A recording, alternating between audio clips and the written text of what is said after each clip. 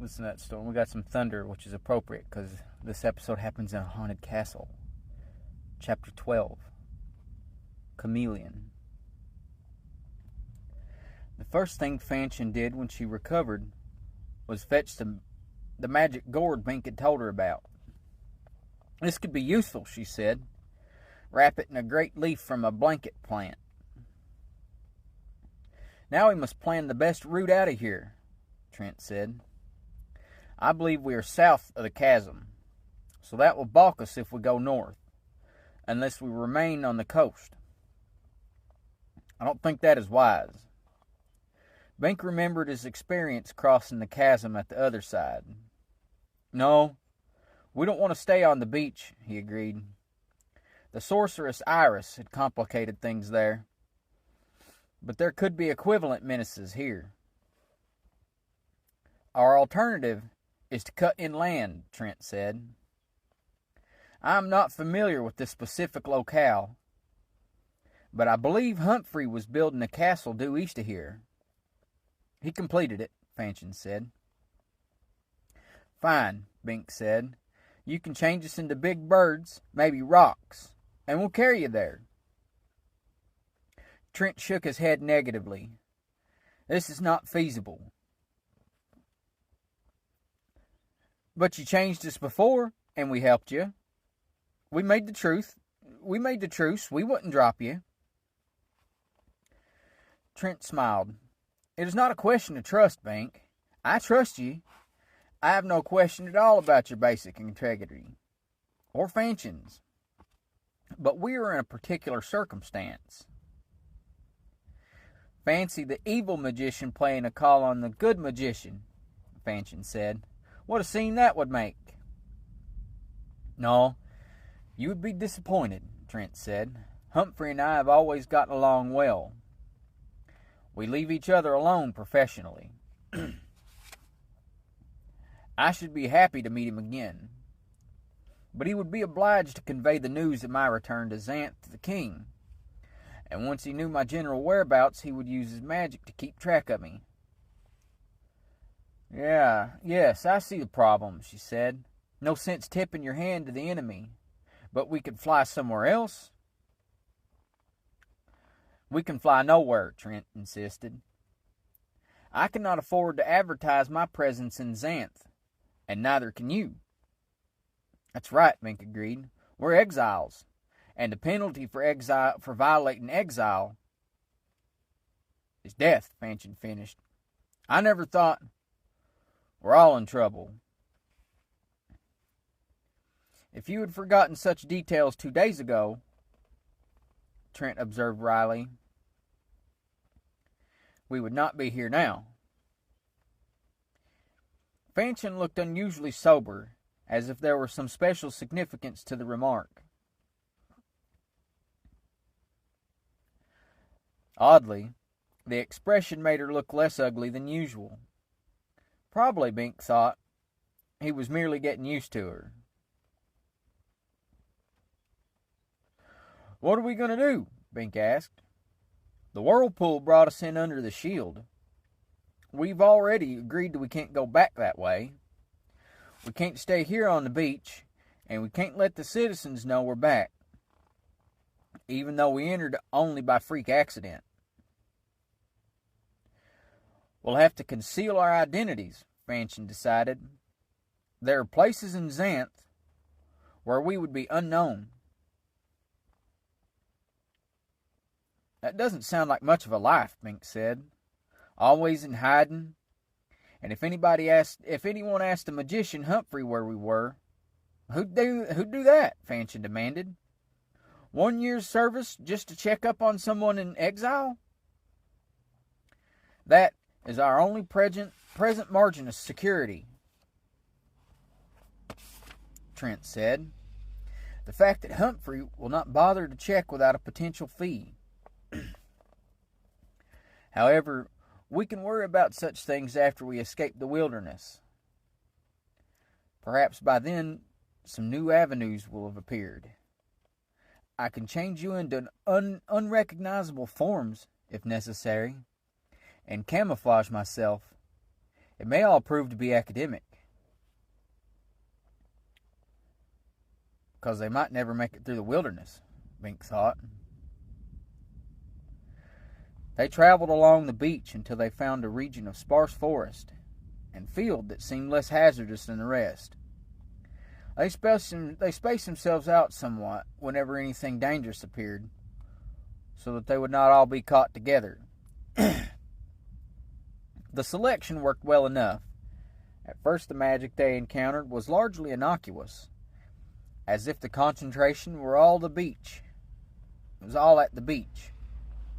They were spells designed to make passing animals sheer off, or color shows whose purpose was unclear. Bink had been through worse on his trip to the good magician's castle. Maybe the wilderness was overrated. Fanchon spotted a fabric plant and efficiently fashioned togas for them all. The men tolerated this with good humor,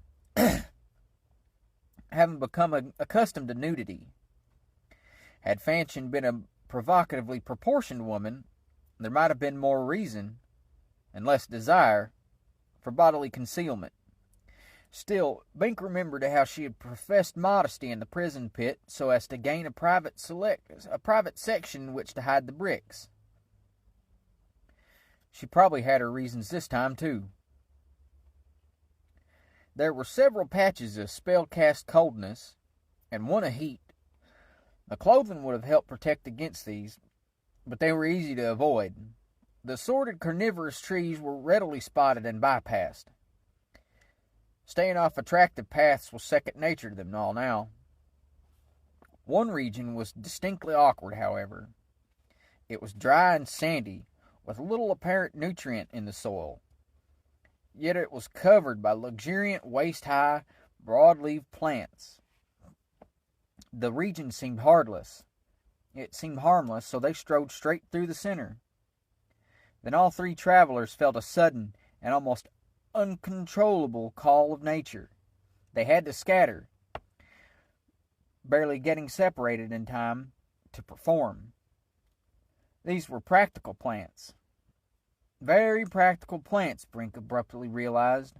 Their spells were compelled using animals. Their spells compelled passing animals to deposit nutritious fluids and solids on the magic, greatly promoting plant growth. Fertilizer magic. Farther along, one animal neither fled their approach or acted hostile.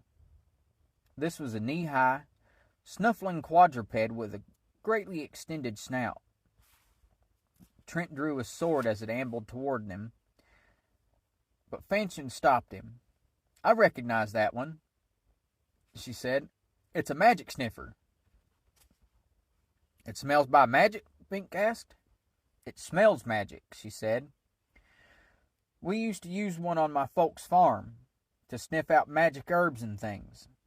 The stronger the magic, the more it reacts. But it's harmless." "What does it feed on?" Trent asked, keeping his hand on his sword.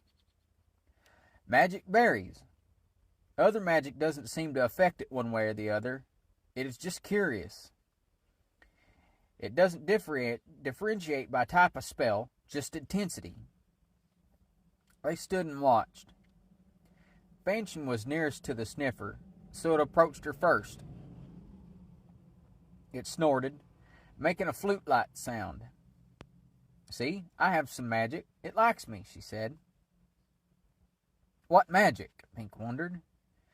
She had never shown any talent, and never actually told him what she could do. There was still too much he did not know about her. Satisfied, the sniffer moved on to Trent. This time its reaction was much stronger. It danced around, emitting a medley of notes. "Sure enough," Trent said, with a certain justified pride, It knows a magician when it smells one. Then it came to Bink, and frisked almost as much as it had for Trent. So much for perception, Bink said, laughing with embarrassment. But Trent did not laugh. It believes you are almost as strong a magician as I am, he said. His fingers tapped at his sword with unconscious significance. Then he caught himself and seemed to be at ease again. I wish I were, Bink said, but I was banished for lack of magic. Yet the magician Humphrey had told him he had very strong magic that could not be brought out. Now his curiosity and frustration were increased by this happenstance. What kind of a talent could he have that it hid itself so determinedly? Or was it hidden by some outside spell? They trudged on. They cut poles with which to poke the ground ahead for invisible barriers and pitfalls, and other suspiciously unsuspect aspects of the wild. This made progress slow, but they dared not hurry. Actually, they had no reason to hurry. Their only purposes were concealment and survival. Food turned out to be no problem. They did not trust the various fruit and candy trees they saw.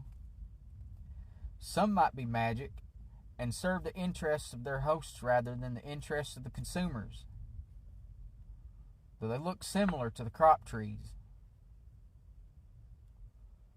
But Trent merely turned a hostile thistle tree into a luxuriant multi-fruit tree, and they feasted on apples, pears, bananas, blackberries, and tomatoes.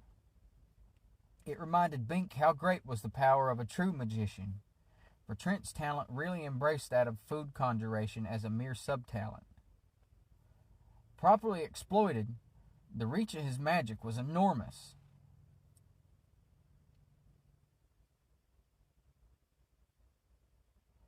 But they were still heading into the wilderness, not out of it. Illusions became bolder, more persistent, and harder to penetrate. Now there were more sounds, louder, more ominous. Now and then the ground shuddered, and there were great, not too distant bellowings.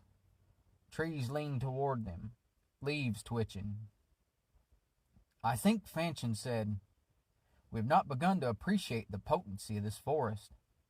Its whole innocuous permeability may have been merely to encourage us to get more deeply in. Bink, looking nervously about, agreed. We picked the safest seeming route. Maybe that's where we went wrong. We should have taken the most threatening one. And gotten consumed by a tangle tree? Fanchon said.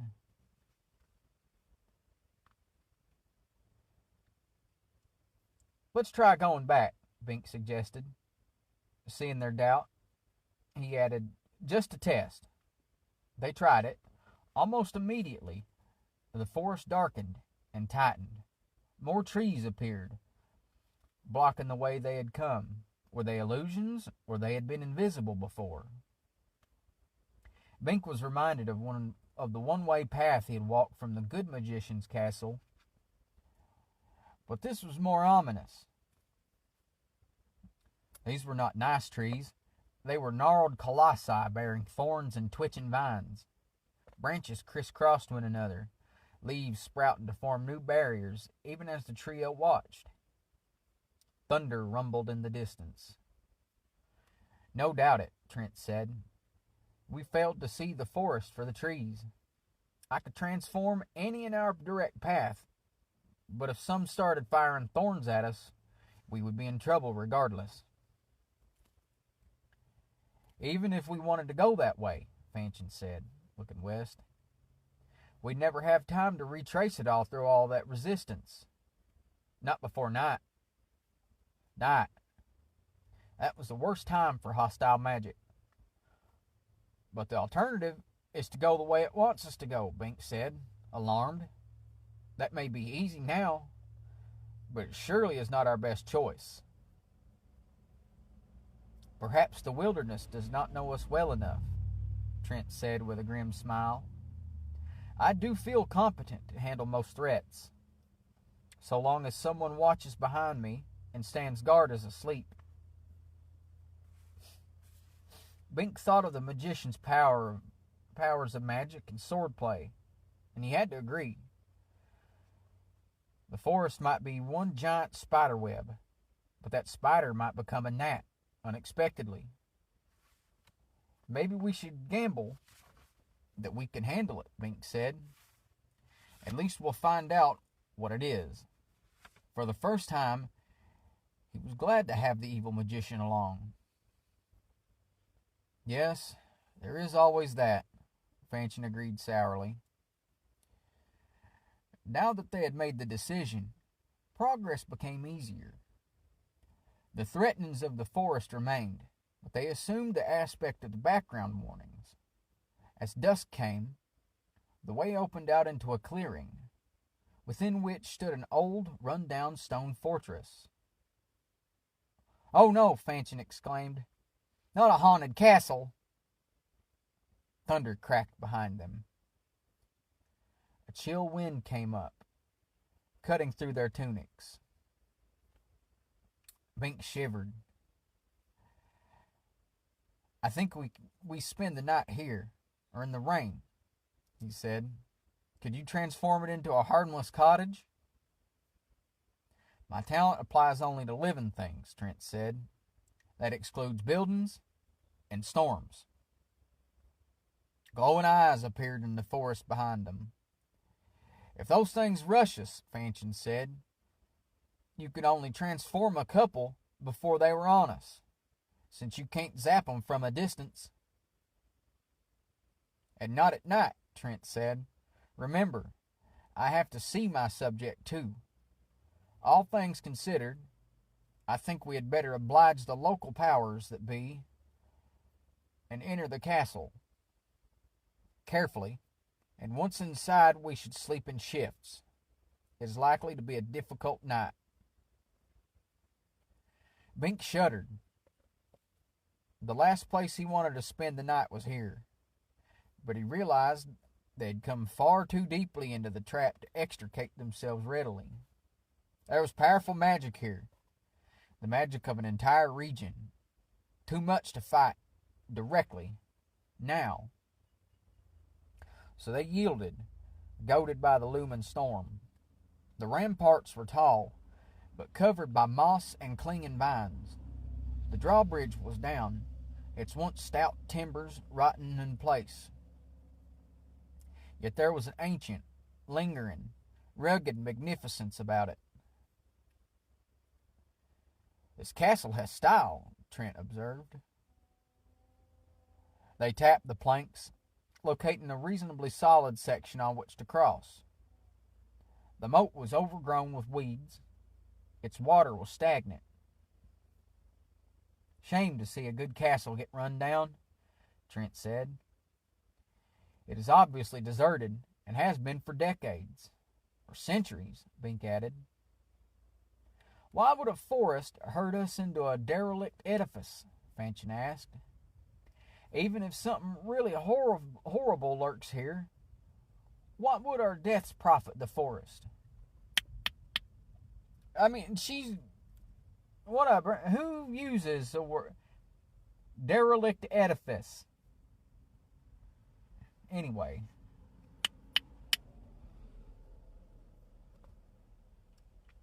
Look at the brain on Gurley.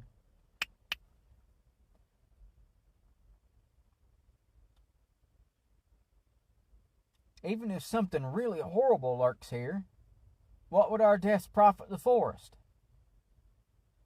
We were only passing through, and we would make it much faster if the forest just left us alone.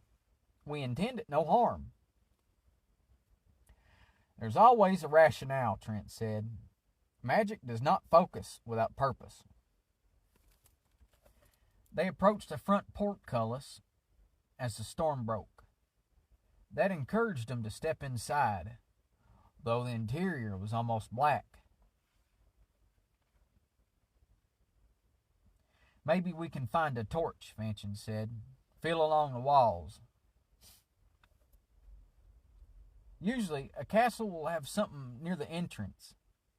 Crash! The raised portcullis, which they had assumed was corroded in place, crashed down behind them. The iron bars were far too heavy to lift. The three were trapped inside.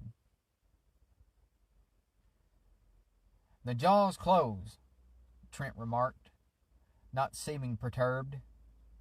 But Bink could see that his sword was in his hand. Oh, that specific way that I said, crash, is a Freaknik the Musical reference. Go watch that when you grow up, when you're old enough to buy your own cigarettes. Anyway.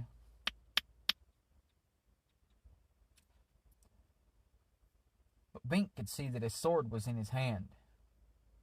Fanchon made a half-muffled scream, clutching at Bink's arm.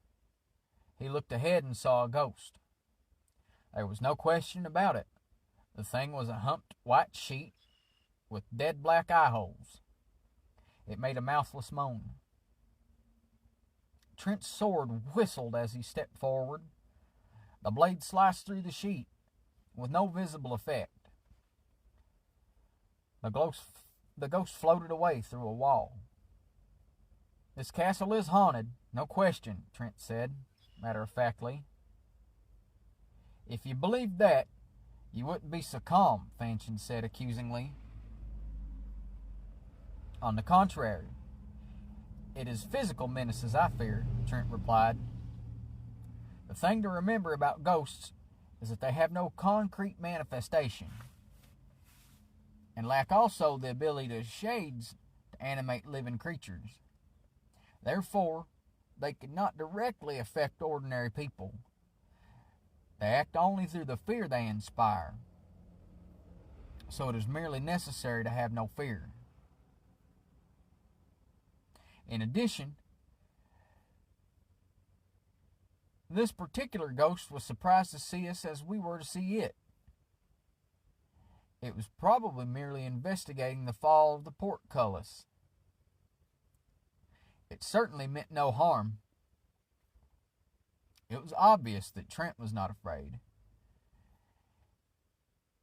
He had not used his sword in panic, but to verify that it was a genuine ghost he faced. This was courage of a type Bink had never had. He was shivering with fear and reaction. Fanchon had better control, now that her initial scream was out. We could fall into quite physical pits, or set off more booby traps if we tried to explore this place in the dark. We're sheltered from the rain here. Why don't we sleep right here in shifts until morning? You have marvelous common sense, my dear, Trent said. Shall we draw straws for the first watch? I'll take it, Bink said. I'm too scared to sleep anyway. So am I, Fanchon said. And Bink felt warm gratitude for her admission. I have not yet become blasé about ghosts. There's not enough evil in you, Trent said, chuckling. Very well, I shall be the first to sleep. He moved, and Bink felt something cold touch his hand. You take my sword, Bink, and run it through whatever manifests. If it has no impact, relax, for it is a true ghost. If it contacts anything material, that threat will no doubt be abated by the thrust. Only take care, and Bink heard the smile in his voice, that you do not strike the wrong subject. Bink found himself holding the heavy sword. Amazed, do not be concerned about your inexperience with the weapon. A straight, bold thrust will have authority regardless, Trent continued reassuringly. When your watch is done, pass the blade on to the lady. When she is done, I'll take my turn, being by then well rested. Bink heard him lie down. Remember, the magician's voice come from the floor, my talent is void in the dark, since I can't see my subject. So do not wake me unnecessarily. We depend on your alertness and judgment. He said no more. Fanchon found Bink's free arm. Let me get behind you, he said. I don't want you running me through by accident. Bink was glad for her closeness. He stood peering about, sword in one sweaty hand, staff in the other, unable to penetrate the dark. The sound of the rain outside became loud. Then he made out Trent's gentle snoring. Bink, Fanchon said at last, what kind of man would give his enemy his sword and go to sleep? That question had been bothering Bink. He had no satisfactory answer. A man with iron nerve, he said at last, knowing that could only be part of it. A man who extends such trust, she said thoughtfully, must expect to receive it. Well, if we're trustworthy and he isn't, he knows he can trust us. It doesn't work that way, Bink. It is the untrustworthy man who distrusts others, because he judges them by himself. I don't see how a documented liar and villain and schemer for the throne like the evil magician can be this way. Maybe he's not the historical Trent, but someone else, an imposter. An imposter would still be a liar. But we've seen his power. Magic is never twice the same. He has to be Trent the Transformer. Yet something is wrong. Yes, something is right. That's what's wrong. He trusts us, and he shouldn't. You could run him through right now while he sleeps, even if you didn't kill him. With the first thrust, he could not transform you in the dark. I wouldn't do that, Bink exclaimed, horrified. Precisely. You have honor. So do I. It is hard to avoid the conclusion that so does he. Yet we know he is the evil magician. He must have spoken the truth before, Bink decided. He can't make it through the wilderness alone, and he figures he'll need help to get out of this haunted castle in one piece. And he knows we can't get out alive either, so we're all on the same side and won't hurt each other. So he's serious about the truths. But what about when we get out of all this and the truth ends? Bink didn't answer. With that, they were silent. But his troubled thoughts continued. If they survived the night in this dread castle, they could probably survive the day. In the morning, Trent might figure the truce was over. Bink and Fanchon could guard the magician through the night. Then in the morning, Trent could slay them both while they slept. If Trent had taken the first watch, he could not have done that, because he would have to slay the people who would protect him for the remainder of the evening. So it made sense to take the last watch. No, he was not ready to believe that. Bink himself had already chosen the first watch. He had to have faith in the sanctity of the truth. Truce! Truce! Truce! I keep on reading that C like it's a Spanish word, like truth. Not truth. Truth. I don't know why I keep on doing that. Anyway, he had to have faith in the sanctity of the truce. If that faith was misplaced, then he was lost. But he would rather do that. He would rather lose that way than to win through dishonor. That decision gave him comfort. Bink saw no more ghosts that night. At last he gave the sword to Fanchon. To his surprise, he managed to sleep. He woke at dawn.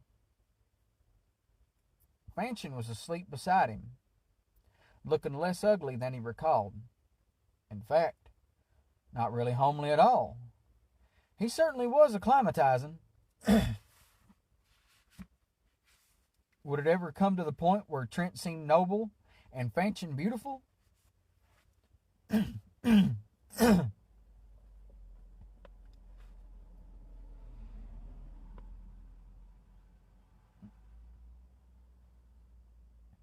Good, Trent said. He was wearing his sword again. Now that you can look out for her, I'll have a look around the premises. He walked on down the dim hall. They had survived the night. Bink wasn't sure, in retrospect, whether he had been more worried about the ghosts or the magician. He still lacked comprehension of the motives of either. In Fanchon, as the light brightened, he was sure her appearance had improved. She could hardly be called lovely, but she certainly was not the ugly girl he had perceived when he met her 4 days ago. In fact, she now reminded him of someone. "Dee!" he exclaimed. She woke. "Yes?"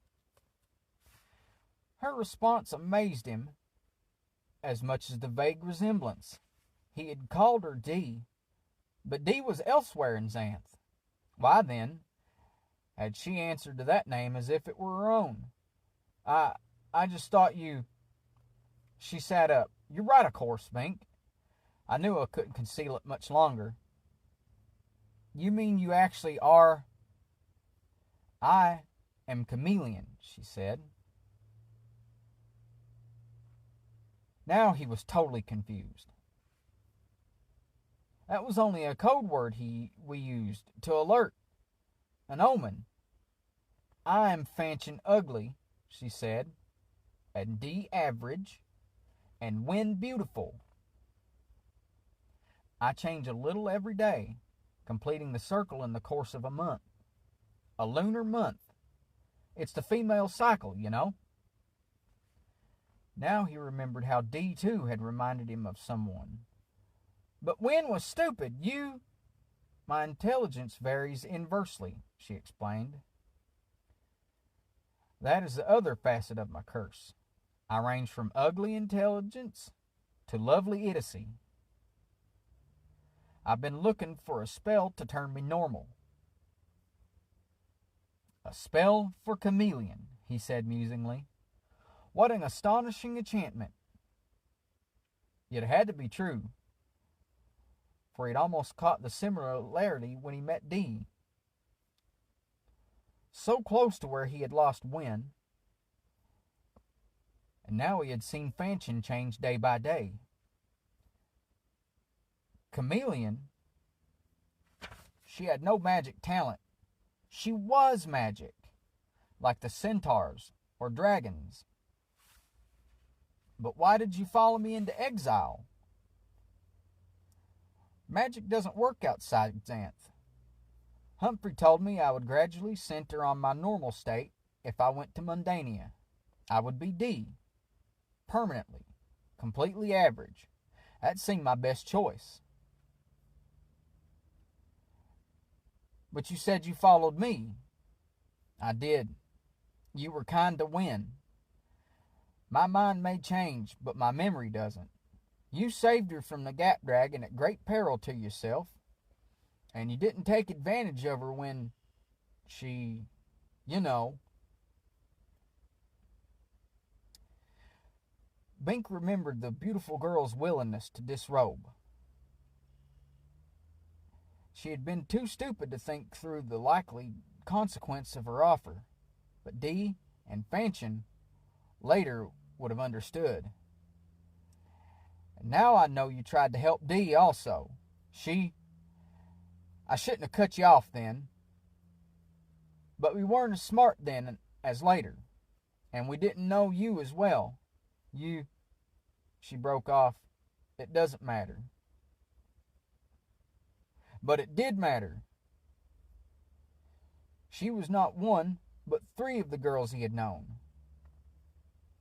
And one of those was excruciatingly beautiful, but also stupid. How should he react to this chameleon? Okay, guys, we gotta address an elephant here. You remember how we early on there was that quote harvest hearing? Well, that's what this is about. You see? Somebody's done something. Somebody's took advantage of wind. And then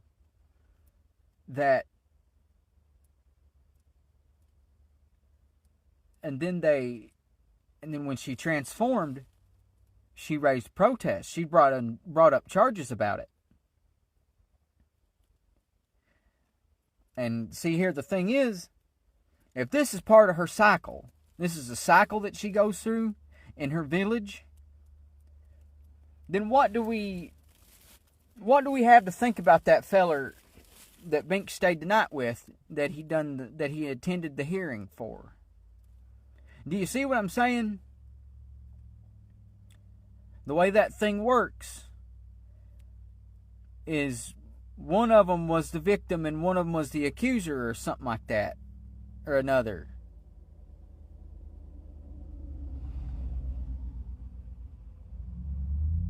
I don't know. But that's what that was, and that's why Chameleon thinks Bink is special. Because I guess there's a lot of nasty people in Xanth. Yeah. Anyway,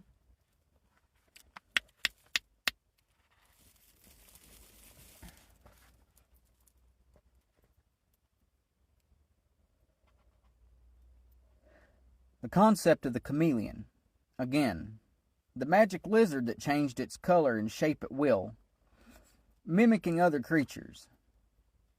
If only he could forget about that, he could forget that omen. Or be sure he understood it. He was sure this chameleon meant him no harm, but she might in fact be the death of him.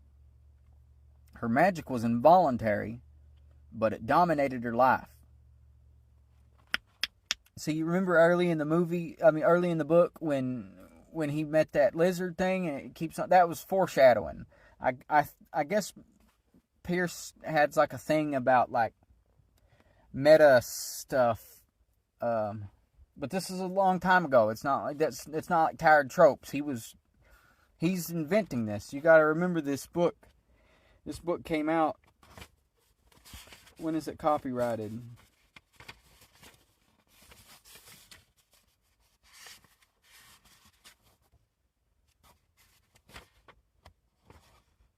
I don't know when this comes out.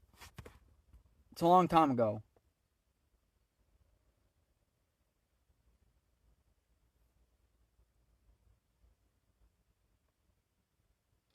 $1977. So this has been out a while. But yeah, I guess he was messing with foreshadowing and certain meta concepts. We'll get into some there's a whole lot of stuff to this. But anyway,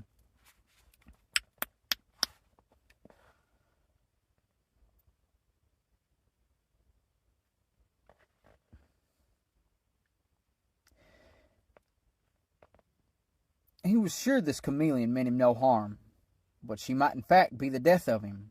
Her magic was involuntary, but it dominated her life. She had a problem, certainly, and so did he. So she had learned that he was to be exiled for lack of magic, and made her decision. Dee without magic, Bink without magic, Two ordinary people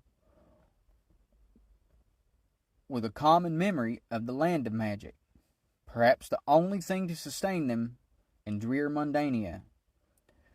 No doubt her smart face had figured that out. What an apt couple they could make, these two demagicked souls. So she had acted, but had no way of knowing about the ambush set by the evil magician. It had been a good notion. Bink liked Dee. She was not so ugly as to turn him off, and not so lovely as to excite his distrust after his experiences with Sabrina and the sorceress Iris. What was the matter with beautiful women that they could not be constant, but also not so stupid as to make it pointless? Just a reasonable compromise, an average girl he could have loved, especially in Mundania. But now they were back in Xanth, and her curse was in force. She was not simple Dee, but complex chameleon, swinging from extreme to extreme, when all he wanted was the average. "I'm not so stupid yet that I can't figure out what's going through your mind," she said. "I'm better off in Mundania." Bink could not deny it. Now he almost wished it had worked out that way, to have settled down with Dee, raised a family. That could have been its own special brand of magic. There was a crash. Both reacted, orienting on the sound. It had come from somewhere above. "Trent's in trouble," Bink said. He started down the hall, carrying his staff. "Must be stairs somewhere." Behind his immediate consciousness, he realized that this reaction indicated a fundamental change in his attitude towards the magician. That night with the sword and the sleeping man, if evil was as evil did, Trent would not be very evil. Trust compelled trust. Maybe the magician was only trying to manipulate Bink's attitude. Regardless, that attitude had suffered a fundamental erosion. Chameleon followed. Now that it was light, they had no fear of pitfalls. Well, Bink knew there could be magic ones. There was a grandly curving stone staircase beyond a palatial room. They charged up this. Suddenly, a ghost loomed up. "Ooh!" it moaned, its great eye holes staring like holes in a dark coffin. "Get out of my way!" Bink snapped, swinging his pole at it. The ghost, nonplussed, phased out. Bink ran through its remnant, feeling the momentary chill of its presence. Trent was right. There was no need to fear the insubstantial. Every step he took was solid. Apparently there were no illusions in this old castle, just its harmless resident spooks. That was a relief after the way they had been herded into it last night. But now there was silence upstairs. Bink and Chameleon picked their way through surprisingly opulent and well-preserved chambers, searching for their companion. At another time, Bink would have admired the arrangements and tapestries of the rooms and halls at leisure, and been glad of the tight roof that had protected them from rain and weathering and rot. But right now, his attention was preempted by concern. What had happened to Trent? If there was some monster lurking in this castle, summoning its victims by magic, then they found a kind of upstairs library.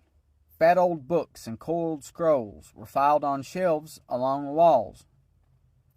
In the center, At a polished wood table sat Trent, poring over an open tome.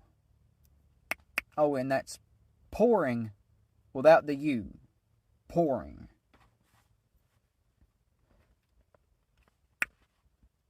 Another peephole spell's got him, Bink cried. But Trent lifted his head. No, merely the thirst for knowledge, Bink. This is fascinating. A bit abashed, they halted. But the crash, Bink started. Trent smiled. My fault. That old chair gave way under my weight. He pointed to a tangle of wood. Much of the furniture here is fragile. I was so interested in this library that I was thoughtless. He rubbed his backside reminiscently. I paid for it. What's so fascinating about the books? Chameleon asked. This one is a history of this castle, Trent explained. This is not, it seems, just another artifact. This is Castle Rugna. Rugna? Bink exclaimed. The magician king of the fourth wave? The same. He ruled from here, it seems. When he died and the fifth wave conquered Xanth, 800 years ago, his castle was deserted and finally forgotten. But it was a remarkable structure. Much of the king's nature imbued the environs. The castle had an identity of its own. I remember, Bink said, Rugna's talent was conversion of magic to his own purposes, Trent said. A subtle but powerful asset. He was the ultimate tamer of the forces around him. He cultivated the magic trees around here. And he built this fine castle. During his reign, Xanth was in harmony with its populace. It was a kind of golden age. Yes, Bink agreed. I never thought I'd see this famous historical place. You may see more of it than you want to, Trent said. Remember how we were guided here? It seems like only yesterday, Bink said wryly. Why were we herded here? Chameleon demanded.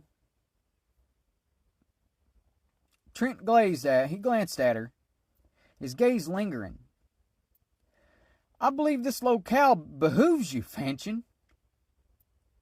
Never mind that, she said. I'll be a lot prettier before I'm through. More's the pity. She is Chameleon, Bink said. She shifts from ugly to pretty and back again, and her intelligence varies inversely. She left Xanth to escape that curse.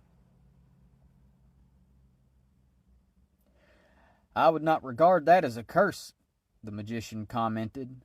All things to all men, in due course. You're not a woman, she snapped. I asked about this castle. Trent nodded. I'm going to address a misogyny-shaped elephant in the room here. I don't know if... There's a lot of misogyny in Xanth. Like, Bink just straight up just spoke for Chameleon. All this, all that. Anyway...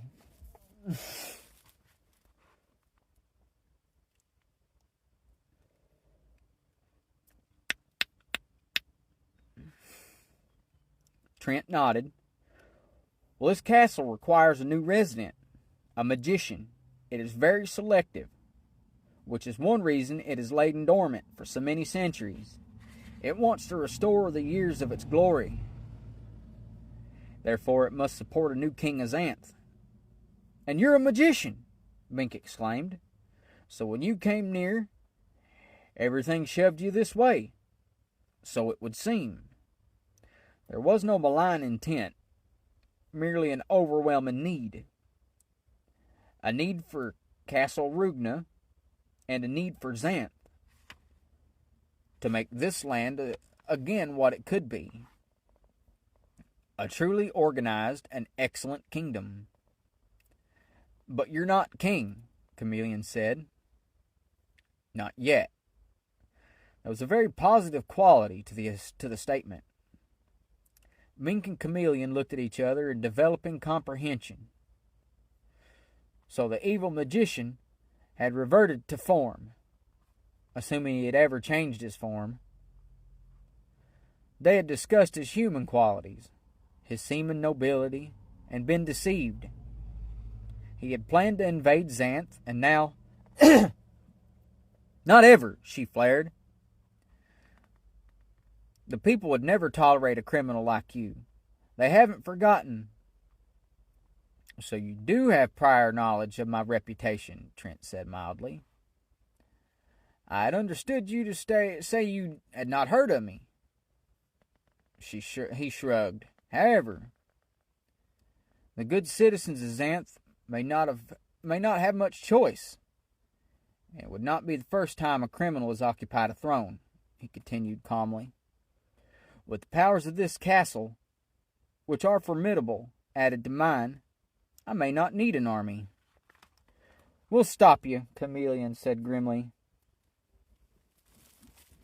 Trent's gaze touched her again, appraisingly. Are you terminating the truce? Yeah, I said it right. Anyway. That gave her pause. The end of the truce would put the two of them directly in Trent's power. If what he said about this castle was true, no, she said, but when it does end... There was no hint of malignancy in Trent's smile. Yes, it seems there will have to be a settlement. I thought if I allowed you to go your way, you would extend the same courtesy to me. But when I said the people of Xanth would not necessarily have a choice, I did not mean it precisely the way you seem to have taken it. This castle may not permit us to do other than its will. For centuries, it has endured here, hanging on against inevitable deterioration, waiting for a magician of sufficient strength to qualify. Perhaps the magic sniffer we encountered in the forest was one of its representatives. Now it is found not one, but two magicians. It will not lightly yield them up. From here, we may be bound to glory or extinction, depending on our decision. Two magicians, she asked. Remember, Bink has almost as much magic as I do. That was the verdict of the sniffer, and I am not certain it was mistaken. That would place him comfortably in the magician class. But I have no talent, Bink protested. Correction, Trent said. To have an unidentified talent is hardly synonymous with having no talent. But even if you are talentless, there is strong magic associated with you. You may be magic, as is Fanchon. Chameleon, she said. That's my real name. The others are merely phases. I beg your pardon, Trent said, making a little sitting bow to her. Chameleon. You mean I'll change somehow? Bink asked, half hopeful, half appalled. Perhaps you might metamorphose into some superior form, like a pawn becoming a queen. He paused. Sorry, that's another mundane reference. I don't believe chess is known in Xanth. I have been too long in exile. Well, I still won't help you try to steal the crown, Bink said stoutly. Naturally not. Our purposes differ. We may even be rivals. I'm not trying to take over Xanth. Not consciously. But to prevent an evil magician from doing so, would you not consider... ... question mark. Ridiculous, Bink said, disgruntled. The notion was preposterous, yet insidious. If the only way to prevent Trent from... No! The time may indeed have come for us to part, Trent said. I've appreciated your company. But the situation seems to be changing. Perhaps you should attempt to leave this castle now. I shall not oppose you. Should we manage to separate, we can consider the truce abated. Fair enough? How nice, Chameleon said. You can relax over your books while the jungle tears us up. I do not think anything here will actually hurt you, Trent said. The theme of Castle Rugna is harmony with man. He smiled again. Harmony, not harm. But I rather doubt you will be permitted to depart. Bink had had enough. I'll take my chances. Let's go. You want me to come along? Chameleon asked hesitantly. Unless you prefer to stay with him, you might make a very pretty queen in a couple weeks. Trent laughed. Chameleon moved with alacrity. They walked to the stairs, leaving the magician poring over his book again. Another ghost intercepted them. This one seemed larger than the others, more solid. Warning! It moaned. Bink stopped. You can speak. What is your warning? Doom beyond. Stay. Oh. Well, that's a chance we've already decided to take, Bink said. Because we are loyal to Xanth. Xanth, the spirit repeated with a certain feeling. Yes, Xanth. So we must leave. The ghost seemed nonplussed. It faded. It almost seems like they're on our side, Chameleon commented. Maybe they're just trying to make us stay in the castle, though. We can't afford to trust ghosts, Bink agreed.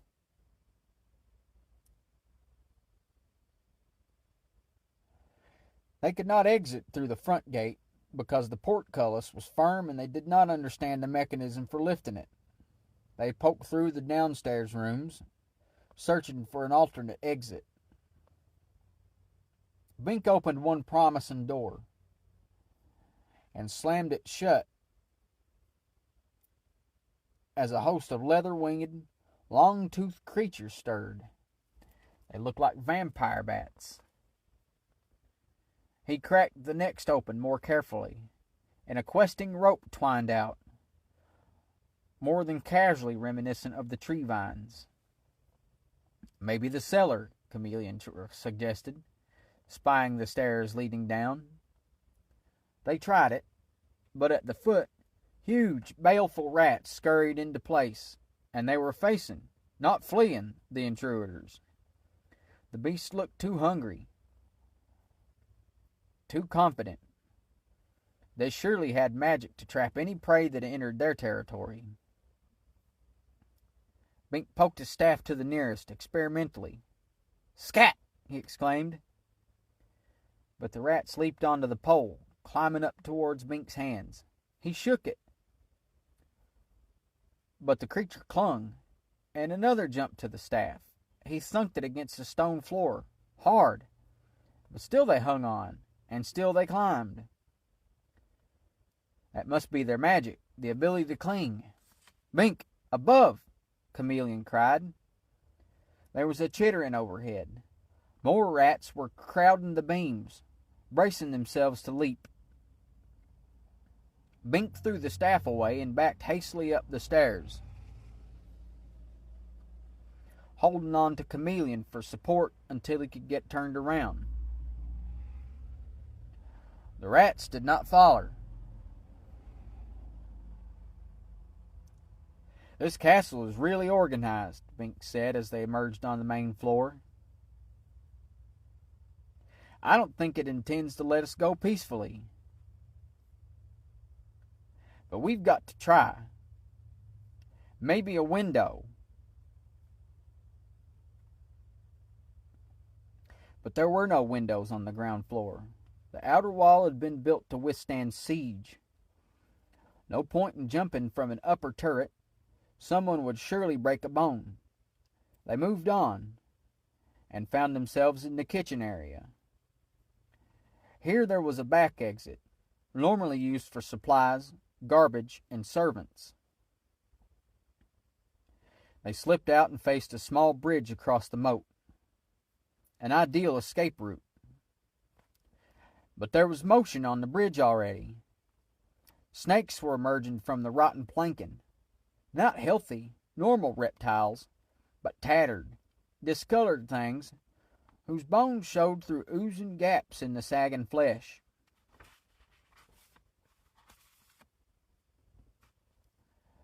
"Those are zombie snakes," Chameleon cried with genuine horror. "Waked from the dead."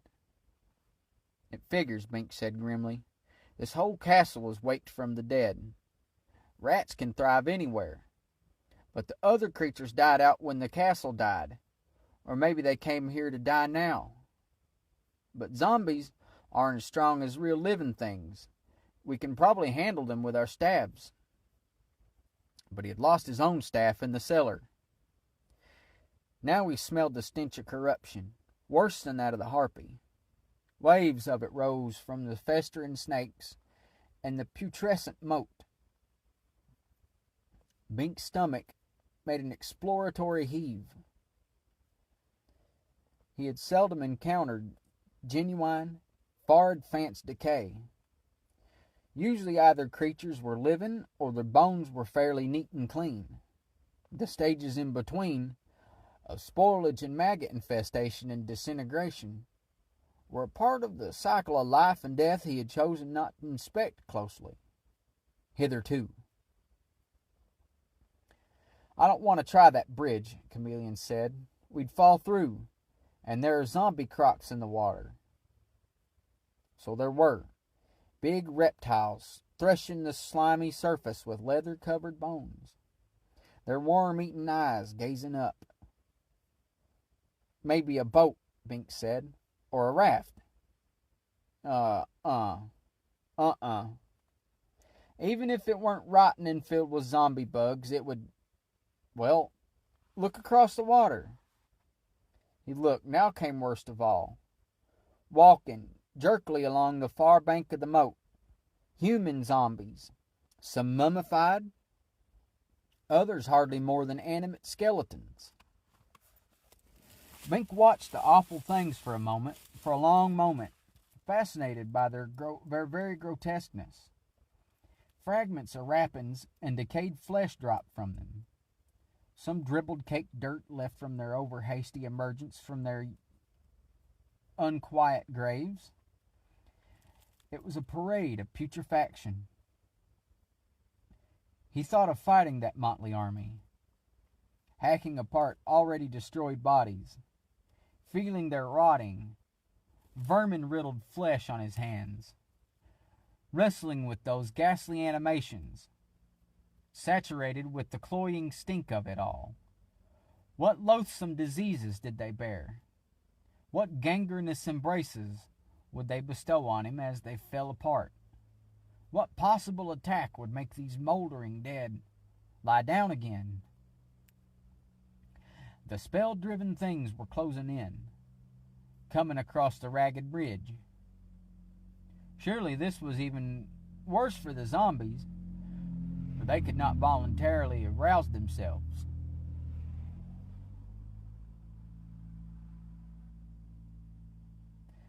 They could not retire to the pleasant seclusion of the castle interior.